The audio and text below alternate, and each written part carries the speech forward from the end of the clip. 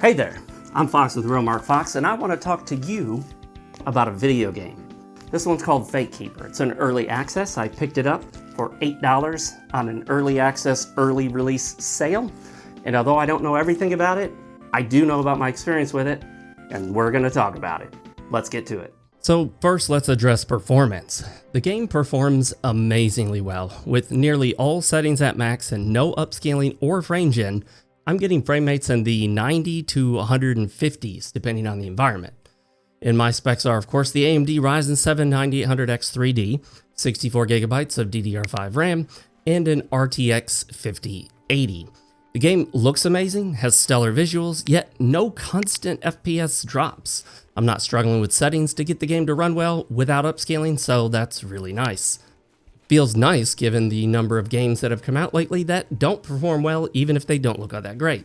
This game, Fatekeeper, feels better optimized than most AAA releases, and it's still in early access. In order for a game to be a game, it must have gameplay. That's why something like Mixtape isn't a game. Ooh, sick burn. In this game, Fatekeeper has plenty of gameplay. Let's hit on combat.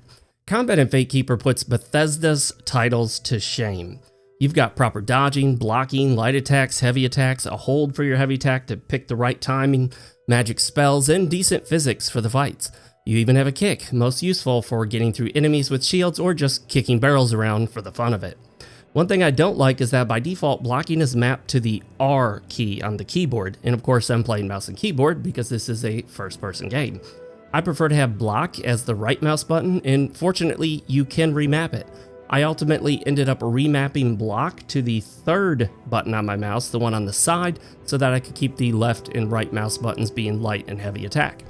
Hitting enemies is visceral and fun. Enemies move realistically after you hit them. You can sever body parts, and they often fall down before dying, making it necessary to keep an eye on them even after they hit the ground, because just because they hit the ground doesn't mean they're dead. Learning how to accurately dash, block, move, and attack is critical. You just go swinging wildly like it's Skyrim, you'll end up dead, and dead fast. While there are no parries, the combat feels closer to a first-person semi-Souls-like than your Bethesda fantasy RPG like Oblivion or Skyrim. And this is good. Combat is legit, and you gotta take it seriously. If you don't, you'll be dying a lot. Unfortunately, combat does feel a bit sloppy at times. I think they do well to tighten up the movement, as well as transitioning from one action to another. Feels like it takes too long to switch from attacking to blocking or blocking to attacking. Also, whether projectiles will hit you or not is very hard to gauge. A stone may be thrown to your side and count as a hit, or it may seemingly be thrown right at your center and not count as a hit, which doesn't make any sense. You'll also either hit enemies that don't seem close enough to you, or get hit by enemy attacks that are clearly not touching you. I could see the end of a spear with some space to spare, yet the spear from the enemy counted as a hit against me. Doesn't make visual sense that a weapon that appears to be a foot or so away from me counts as a strike against me. It's as if your body extends beyond where your first-person viewpoint begins, which is not at all normally how it's done. This should definitely be fixed, as it's a flaw in my opinion. It definitely feels like you don't have enough health for some of the encounters though. Maybe they are going with the brutally difficult approach, but I'm not sure that will go over well with the majority of gamers. They could always include an easy option, of course, but there's a lot of drama surrounding difficulty settings. I'm fine with difficulty settings. Why? Because while I do respect if a developer chooses not to include them, and I think that's fine, it's nice to have them to accommodate gamers of different types. I'm gonna risk sounding a little like one of those pansy-ass loony lefties, but I think it's fine to have easier difficulties for those who suffer from handicaps or disabilities. It's also a great option for younger kids who may not yet have the full dexterity or hand-eye coordination. Obviously, this is not a young kid's game, but difficulty can be off-putting for some gamers. But let me add this disclaimer. I don't think difficulty settings are necessary, nor are developers obligated to include them. I'm only saying that if it is within the vision of the developers to allow for easier or harder settings, then by all means, they should include them. You don't have to pick easy, you don't have to pick hard. You can just go with the default setting that the developer intended from the beginning. As mentioned before, the combat feels very intentional, visceral, and methodical. Haphazardly swinging around isn't going to work, as you'll get hit a lot and quickly run out of stamina. As for world design, well, the world of Fatekeeper is laid out pretty linearly in a stage-by-stage setup. One criticism I have is that it's not easy to tell what you can and cannot interact with. There are a bunch of treasure chest-like objects that are non-interactable, while other less obvious items can be looted or picked up. You'll figure it out over time, but it's not clear from the visual presentation what can be looted or taken. Gear you pick up appears to be automatically equipped to your character. So far it makes sense. I haven't picked up anything I didn't want to equip. We'll see if that becomes an issue later on. The game's audio cuts out if you Alt-Tab out of the game window, and there's no option to disable this. I hate when games do this because I often tab over to my second monitor to take notes, post stupid shit on X, or mess with YouTube videos. I hate the audio going instantly silent, then instantly coming back. They need an option for this. Just keep the audio going. I don't like that. The accessibility menu in the settings is straight up empty, so I'm not even sure why it's there. There's no toggle to run option, requiring you to keep your finger on the shift key on the keyboard, of course. While you do consume stamina, you will spend a lot of time running. It'd be nice to have a toggle to run option or a separate key for toggling the running on. Interact is E by default, which is nice. I don't know when devs decided to start making the interact key F. I guess maybe it was around the same time when we started pressing F to pay respects. As in press F to pay respects to the death of E as the interact key. Tab brings up the character screen, which I love. I think Tab is such a better choice than I or Escape because it keeps your fingers on the WASD layout. I also love being able to use Tab to close windows that pop up, which you can do with some windows, but not all. Some require removing your hand from WASD and moving up to the Escape key, which I'm not a big fan of. You can't loot enemy corpses, which is actually really disappointing. So you're not going to be collecting gold, weapons, or anything else off of enemies you defeat. There are some semi-hidden items if you go off the beaten path, but speaking of paths, the game thus far has been quite linear. It's followed a level structure, as I mentioned before, wherein you progress from one area to the next, and each area is mostly a linear progression with a few deviations. It reminded me more of the level structure of Dark Messiah of Might and Magic than an open-world game like Oblivion or Skyrim. Think level by level. Once you get to the end of a level, you interact with whatever the final door, cave, whatever is, and then you get a loading screen and you move on to the next level, and I don't think you can go back. So this is not open world. And this is where the game might produce its biggest disappointment for many. Don't expect Oblivion or Skyrim or Tainted Grail Fall of Avalon. Like I said, this is not an open world game. It's a level by level, semi-linear progression path. While it may at times seem like it's going toe-to-toe with Bethesda's games, it really isn't. It's in a different category. For what it is, it's really good. Just don't expect to get hundreds of hours of gameplay out of it.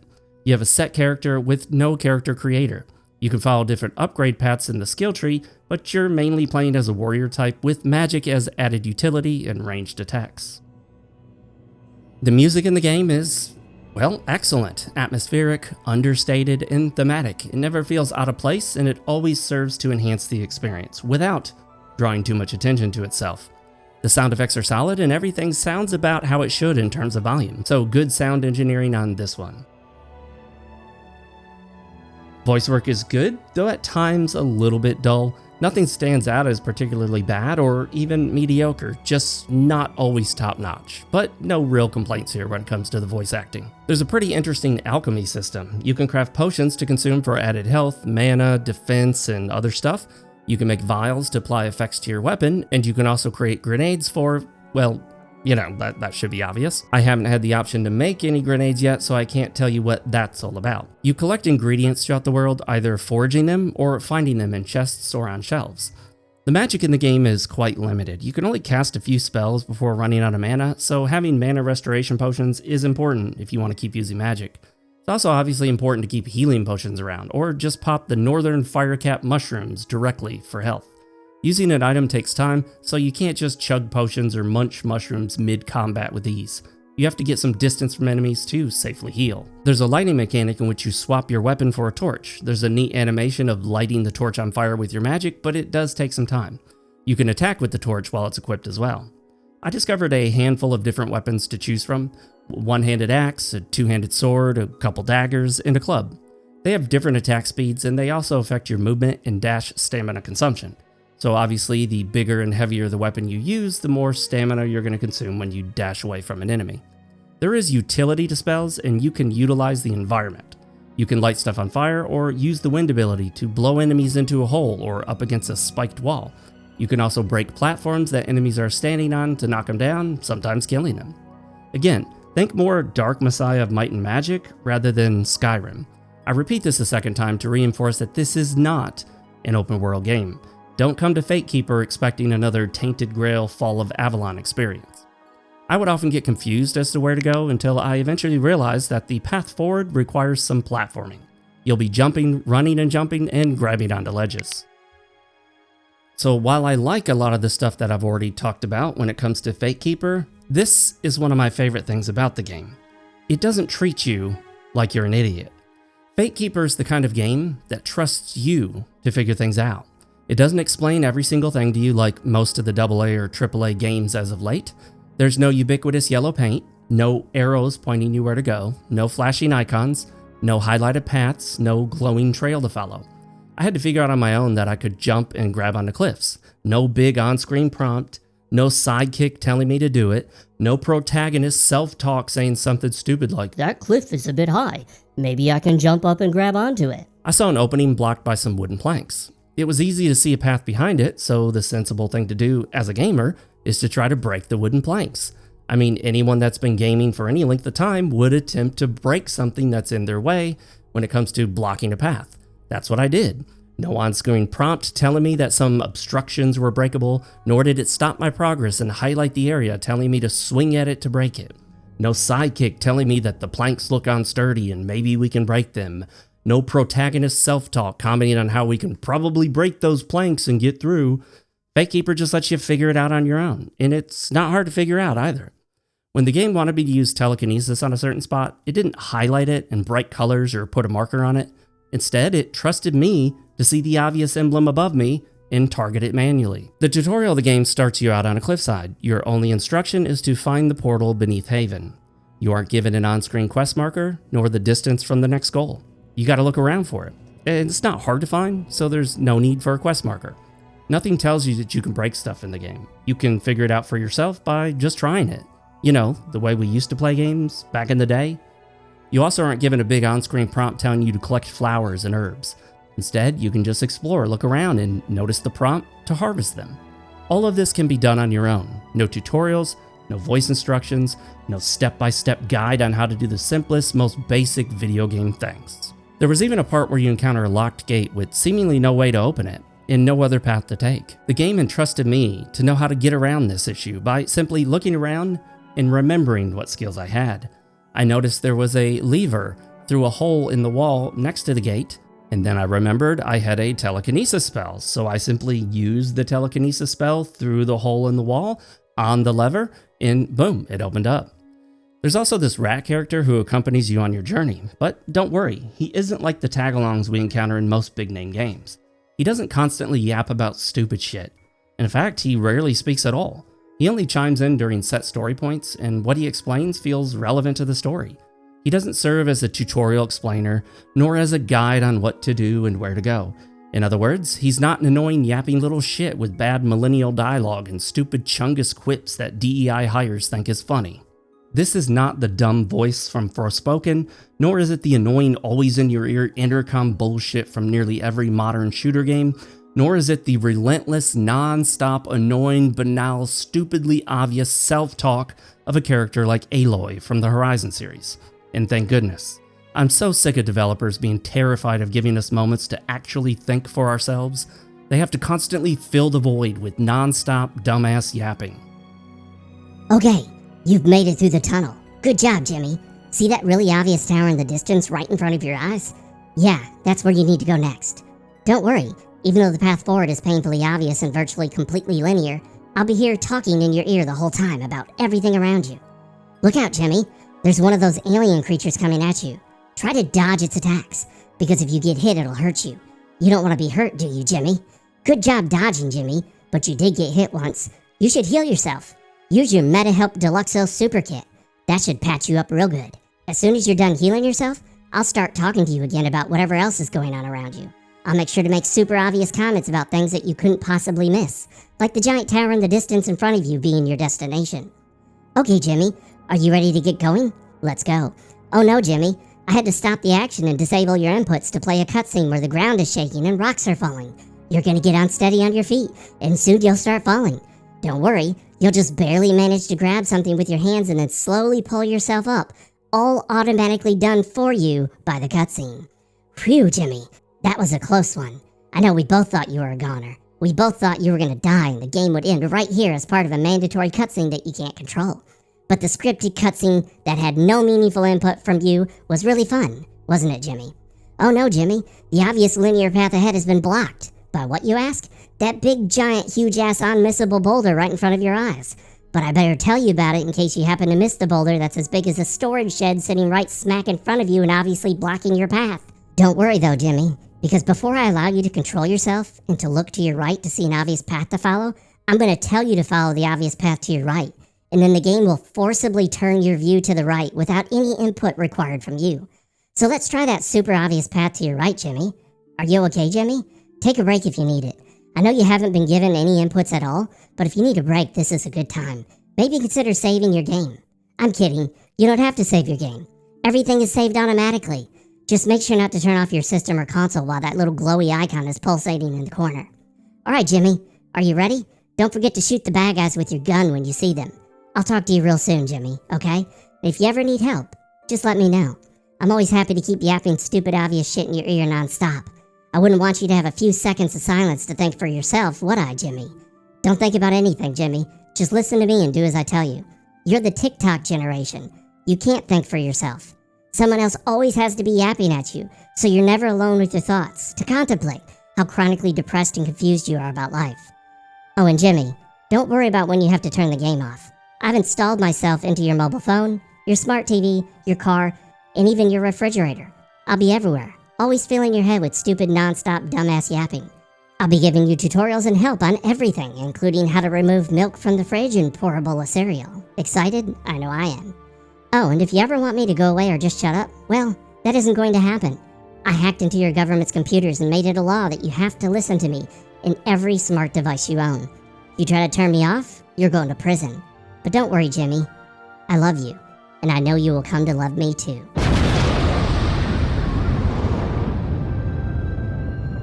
Alright guys, that went on for way too long, but if you're anything like me, you are so freaking sick of modern games having some sidekick, intercom, or protagonist self-talk voice constantly telling you what to do, constantly giving you advice on how to solve the simplest puzzles that you could easily figure out for yourself, constantly making comments on everything that's happening around you, as if you can't, for even one single solitary minute, just silently play the game with only the sound effects from the game world and the sounds of combat. You need voices constantly telling you stuff. Oh no, Jimmy, you better heal, your health is low. All this nonsense? No, not in Fatekeeper, and that's awesome. Fortunately, there were very few bugs or glitches, but I did encounter a few. One time I got stuck in the ground when attacking an enemy that was lower than me.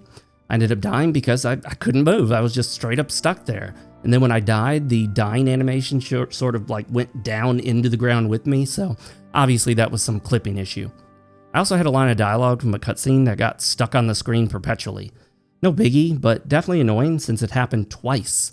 And this stuck line also overrides any future dialogue subtitles from appearing, so that meant that that line was just like stuck there until I either saved my game or reloaded. Hey, so this is Future Fox coming at you after the fact. I recorded this after I started editing the video because later on in the day when I was editing this video, I decided to do a live stream, which included Fatekeeper. And the very next segment of the game was the first actual boss fight. And yeah, well, it didn't go well. Not only do you have this incredibly difficult boss that you're fighting, but he comes with 3 ads, like 3 additional mobs, and it seems nearly impossible to actually beat this guy. Now, maybe there's some technique you're supposed to use. I know there are 2 spiked walls, so maybe I'm supposed to get him to like do the charge attack into the spiked wall, which I did once, but it's extremely difficult to do anything when you have this massive boss that has huge, massive attack ranges on all of his attacks and 3 additional mobs all coming at you at the same time. And the boss could do like half or more of your health in a single shot, has this stomp attack that covers nearly the entire arena, and then all the other little guys do massive damage every time they hit you as well. So it seems just like an absolute cluster where there aren't very many options available to you. I tried blasting him with the wind ability, I tried fire, I tried freezing him. Nothing really seemed to help. I tried a bunch of different times. Eventually, I went ahead and straight up gave up. I rage quit it, I turned the game off, I uninstalled it, I called it garbage, I said all sorts of nasty things about it. Honestly, that's how I felt at the time. That's how I still feel about that encounter. I may rescind on what I said and go back and try that boss again, try to figure out what exactly I'm supposed to do. But I can say I absolutely hated the boss encounter. Hated it. I feel like they really dropped the ball here. And in the stream, I think I put it very succinctly. I think they absolutely shit the bed on this boss. I wouldn't just say shit the bed. They had straight up explosive diarrhea when they built this boss encounter. I think it's terrible. I think it's absolutely awful. Left me with a very bad impression, and it caused me to straight up rage quit live on stream and uninstall the game, which, you know, I've never done that before, at least not live on a stream. I've kind of done that personally in my own time. You know, I don't mind. I mean, I was going to call one of my YouTube shows Rage Quitters, where we talk about random game stuff, but I ultimately went with Straight Gamer Zone because that doesn't sound corny and cheesy. Maybe I'll go back and actually rename it Rage Quitters. That sounds so much cooler. Anyway, keep all this in mind as I transition to the finale of this video, because the finale was recorded before this live stream encounter. But anyway, I will see you in a moment. Future Fox signing out. So, Fatekeeper is actually a really fun game. I remember seeing this when it debuted, I don't know, months ago, maybe 6-ish months ago, and I thought it looked really interesting. I was under the false impression that it was going to be an open world game, and though I was a bit disappointed it's not open world, it's also nice to be able to play a game that just sort of progresses along a path, has some deviations, and then eventually ends. I don't have to worry about investing, you know, dozens and dozens, if not hundreds of hours in it. It's the kind of game you can play for a while, finish, and then move on. Now, I do plan on playing the game to completion, at least as far as it goes in this early access. I don't know exactly how long the early access is because I haven't played the whole thing. I can tell you how long something is. I'm not going to because this is a kid's show, but I can't tell you how long this game is. So that I don't know. But I haven't made it to the end yet. I'm continuing to go through it. I do plan to play as far as I can. And I can also tell you that for $8 on sale, this was a great deal. I'm having a lot of fun with it. And it's only $10 at max price so far, $9.99 on Steam. If you think Fatekeeper might be something you'd be interested in, then I definitely recommend you check it out. Like I said, it is an early access, so be aware it's not finished, but from my experience so far, it feels mostly like a finished game. It really has fewer problems than most released AAA titles do nowadays. They could have just said that this is the final release of the game and I would have believed it, as long as, you know, it doesn't just abruptly end and it's not finished. That could be the case. I haven't looked that up. Anyway, guys, I'm Fox with RealMarcFoxx. I want to know your opinions on Fatekeeper and anything else down in the comment section below. Like the video, subscribe, all that jazz. You know how it works. And as always, my friends, remember, no real gamer uses motion blur. Bye, everybody.